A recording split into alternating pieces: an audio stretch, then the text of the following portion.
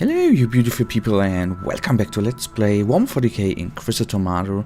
And well, this time I thought, let's change some things up. We are currently, I'm opened up with the Crusader background right here, and I just want to bring a different kind of background.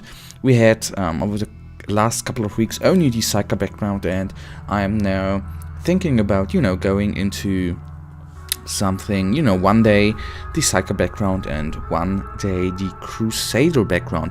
Whether that, how I'm going over that with the next couple of days, I don't know. That is the plan. So I've already played with this character a little bit. As you can see, we are level 3. So all the intro and everything is already, beyond us. And we are now going to save Caius Thorn.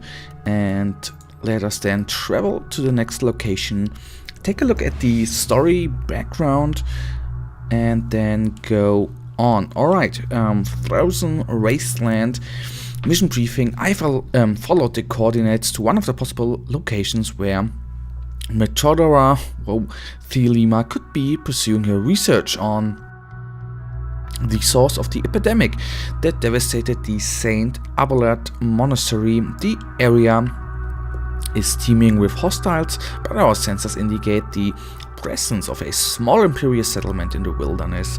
I'm going to enter the zone and locate the Mechos Biologist threats, Chaos Cultist, Stationary Weapon, Chaos Engine, and Chaos Demon. And then let's jump into it.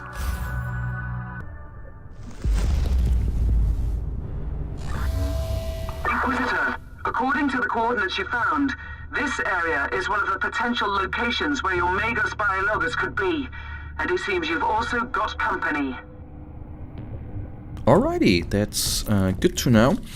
So we are here again with a lower background, a lower class background, so let's see what we are actually going to do with this kind of background. As you have seen, the power rating is around 70, about our normal power rating, but I think we should still going to make it without dying.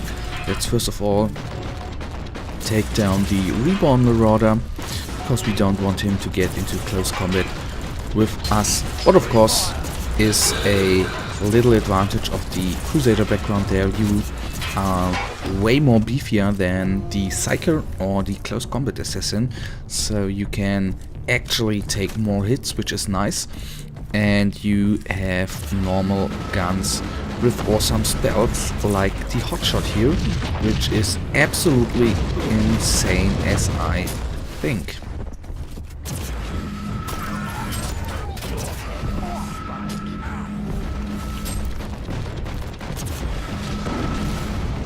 So many of them enemies are already down. We are just going straight to the enemy. Let's do a aim shot to the head. Oh, there's even a new nice animation there. That's nice. The damage multiplier actually hasn't been there before. I of course enjoy. So there you can see 2 for 6. This guy has 6 inoculators on us. I first of all actually thought that we were bound to just 5, so I was a little bit wrong there. So good that we have actually tested out this class. And retreat, and then trying to take him down. Why am I using less pistols? That were actually the pistols at the state with the most damage, so I just used them. I even have the feeling with this background that, pistols can do damage, especially if you take plasma pistols. 2 of them absolutely deal insane amounts of damage to armor targets. The only thing they don't do well against, of course, are what I say hordes, the groups of enemies of 10 or 8 or something like that. There, of course, they are not as good because the firing speed is not as high.